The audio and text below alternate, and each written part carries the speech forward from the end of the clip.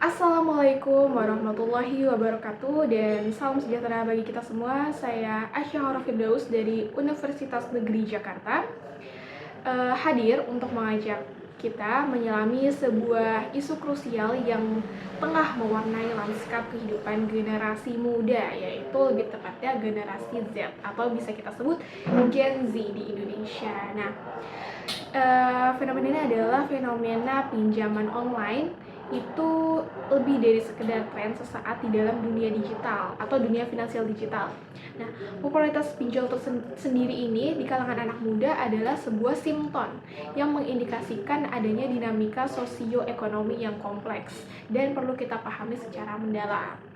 Nah, melalui kacamata sosiologi kepemudaan, kita akan mengurai nih beberapa aspek yang melatar belakangi fenomena ini dan juga dampaknya terhadap generasi muda serta implikasi yang luas bagi tatanan sosial kita. Nah, teman-teman, di dalam diskursus sosiologi kepemudaan, pemuda itu tidak lagi dipandang sebagai sekedar kategori usia yang menunggu kedewasaan, tetapi merupakan sebuah konstruksi sosial yang dinamis, sebuah periode transisi yang penuh dengan eksplorasi identitas, pembentukan nilai, dan persiapan untuk mengemban peran-peran sosial di masa depan. Nah, Gen Z atau generasi Z sendiri di Indonesia ini memiliki karakteristik unik yang dibentuk oleh era digital dan juga globalisasi. Nah, mereka ini tumbuh dengan akses tak terbatas pada informasi dan juga teknologi, namun mereka juga dihadapkan nih dengan apa? Dengan tantangan ekonomi global, persaingan kerja yang intens, dan juga tekanan untuk segera mencapai kemandirian di tengah ketidakpastian. Nah, untuk memahami konteks ini sangat penting untuk menganalisis mengapa sih pinjaman online itu menjadi begitu menarik bagi sebagian dari mereka. Nah, bagi generasi Z ini, pinjaman online ini karena mereka ini tumbuh di dalam realitas sosioekonomi yang penuh paradoks. Mereka ini adalah generasi yang paling istilahnya terdidik di dalam sejarah Indonesia dengan tingkat partisipasi pendidikan yang lebih tinggi dibandingkan generasi sebelumnya.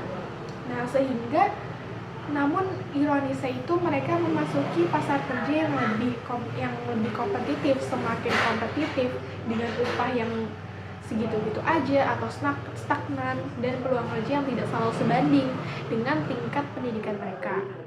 Nah, kenaikan biaya hidup terutama di perkotaan itu semakin memperberat beban ekonomi mereka dan impian mereka untuk memiliki rumah, kendaraan, atau bahkan sekedar mencapai stabilitas finansial itu seringkali terasa jauh gitu di luar jangkauan. Nah, akhirnya dari hal-hal tersebut terciptalah frustasi. Mereka menciptakan frustasi dan tekanan untuk mencari solusi alternatif atau solusi cepat lah, instan seperti itu, yang termasuk kemudahan yang ditawarkan oleh pinjaman online tersebut.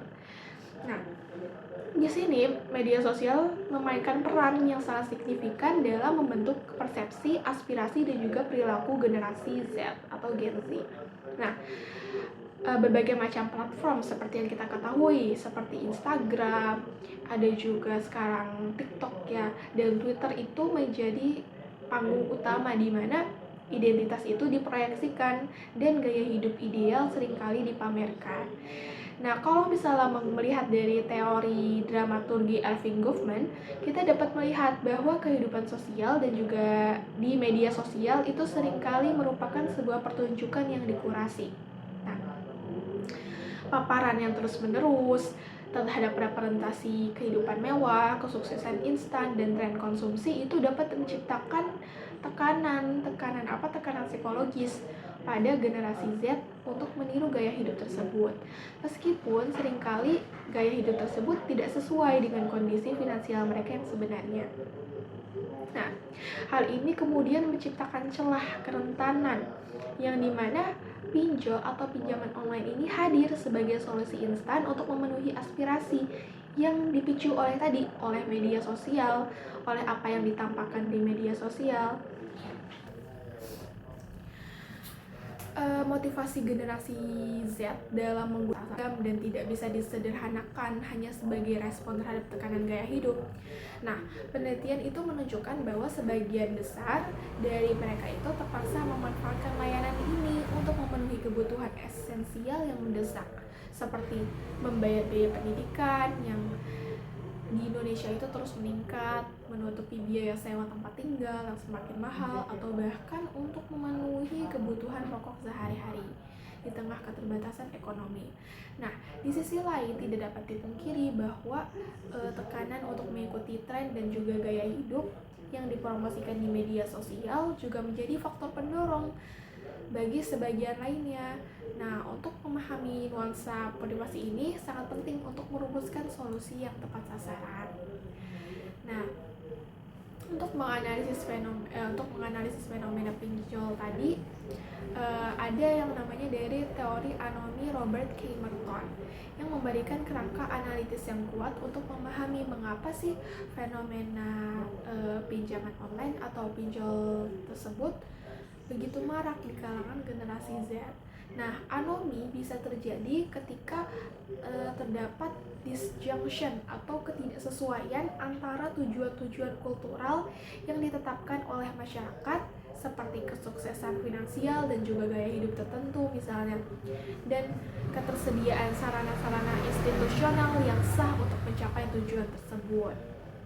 Nah, maka ketika generasi Z itu dihadapkan pada ekspektasi kesuksesan yang tinggi namun tidak memiliki akses yang memadai atau terbatas gitu ya terhadap pendidikan berkualitas, pekerjaan dengan upah yang layak, atau dukungan finansial yang memadai dari keluarga atau negara, mereka itu mungkin akhirnya mencari cara-cara yang alternatif atau instan termasuk pinjaman online ini. Nah, untuk menjembatani kesenjangan antara aspirasi mereka dengan realitas hidup mereka.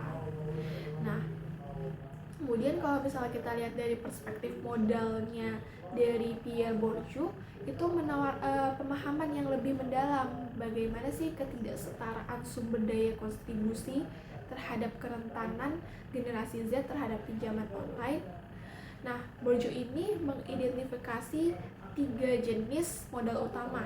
Yang pertama, modal ekonomi atau aset finansial. Yang kedua, itu ada modal sosial, yaitu jaringan relasi dan dukungan sosial. Dan yang terakhir, modal budaya seperti pendidikan, pengetahuan, dan juga keterampilan. Nah, generasi Z atau Gen Z sendiri ini memiliki tingkat akses yang berbeda-beda terhadap ketiga jenis model ini.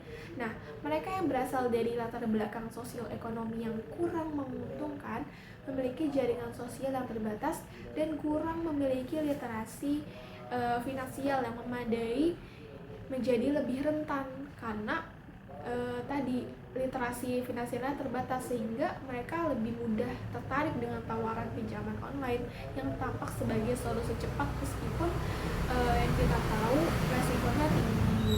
Nah, keterbatasan modal ini membuat mereka kurang memiliki alternatif pendanaan yang lebih aman dan juga terpercaya. Nah, pembentukan identitas di kalangan generasi Z itu sangat dipengaruhi oleh interaksi mereka dengan dunia digital. Mereka itu tumbuh di mana lingkungan mereka itu citra diri dan validasi sosial ya seringkali dicari melalui platform online seperti yang tadi saya sebut, Instagram, TikTok, dan lain-lain. Nah, namun realitas ekonomi yang mereka hadapi seringkali itu tidak sejalan dengan citra ideal yang mereka konstruksi atau mereka lihat di beragam media sosial. Nah, inilah yang dalam sosiologi itu disebut dengan inkonsistensi status atau adanya ketidaksesuaian antara status sosial yang diharapkan atau diaspirasikan dengan status sosial yang sebenarnya dimiliki seseorang. Nah, ketidakselarasan ini dapat memicu kecemasan, dapat memicu frustasi, dan sebagainya. Konsumsi yang didanai oleh pinjaman online. Nah, dapat menimbulkan dampak psikologis yang signifikan dan juga berjangka panjang bagi generasi Z. Nah, apa sih tekanannya, yaitu tekanan untuk membayar hutang dengan bunga yang tinggi dapat menyebabkan stres kronis, kecemasan, dan juga bahkan depresi. Nah, bisa juga ada perasaan bersalah, malu, dan putus asa akibat terlilit hutang juga dapat mengganggu kesehatan mental dan kesejahteraan emosional mereka. Nah, dampak psikologis ini tidak hanya memengaruhi diri sendiri atau individu secara personal, tetapi juga dapat merusak hubungan sosial dan juga produktivitas mereka di dalam jangka panjang. Nah, teman-teman, pengalaman negatif dengan pinjaman online, terutama jika mereka itu merasa diperlakukan tidak adil atau terjebak ya di dalam praktik predatory lending, itu dapat menggerogoti kepercayaan generasi Z terhadap institusi-institusi sosial dan ekonomi yang ada. Nah, ketika mereka merasa bahwa sistem itu tidak melibatkan, tidak memberikan perlindungan yang memadai atau tidak responsif terhadap kesulitan yang mereka hadapi, hal ini dapat menimbulkan kalau kita sebut itu alienasi dan hilangnya kepercayaan terhadap pemerintah, lembaga keuangan, dan bahkan sistem ekonomi secara keseluruhan.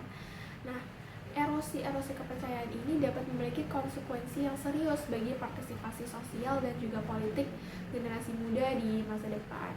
Nah, kita bisa soroti nih urgensi dan juga implementasi literasi finansial yang komprehensif dan juga kontekstual. Nah, salah satu solusi jangka panjang untuk mengatasi permasalahan ini adalah melalui peningkatan literasi finansial di kalangan generasi Z.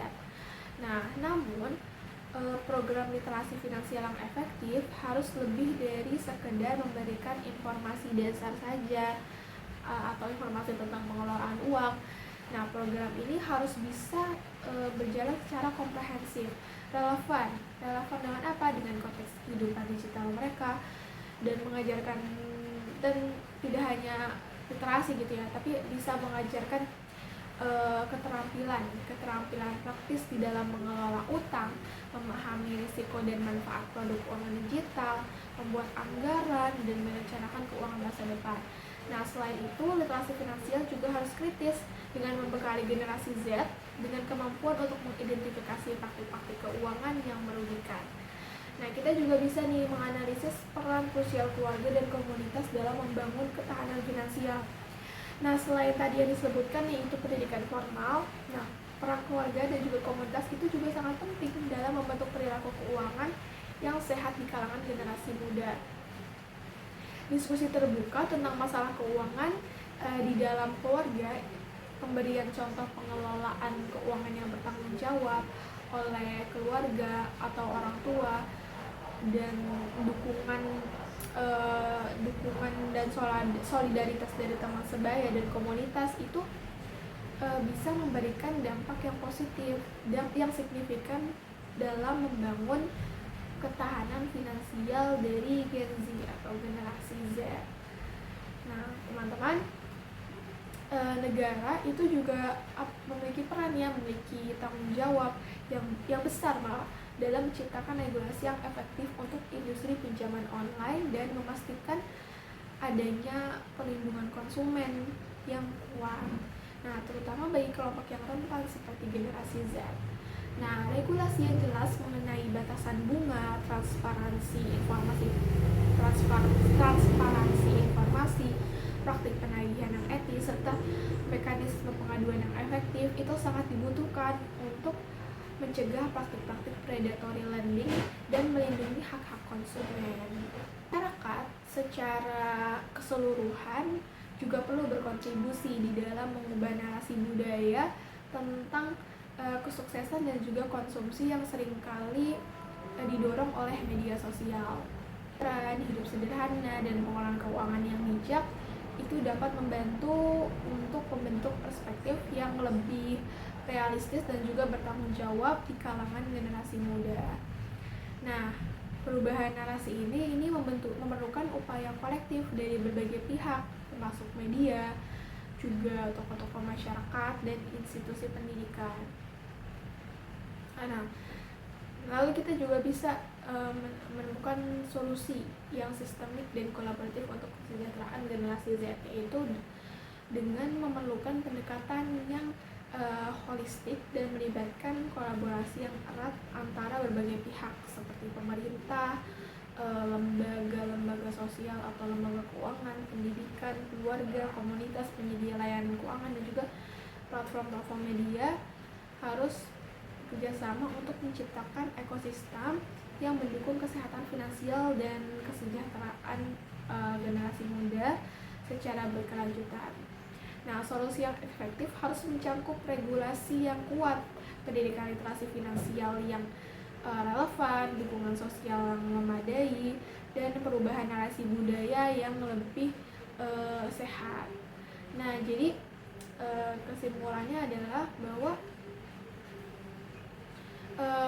fenomena pinjaman online di generasi Z atau Gen Z tersebut adalah sebuah isu multidimensional yang memerlukan pemahaman mendalam dari perspektif sosiologi kepemudaan.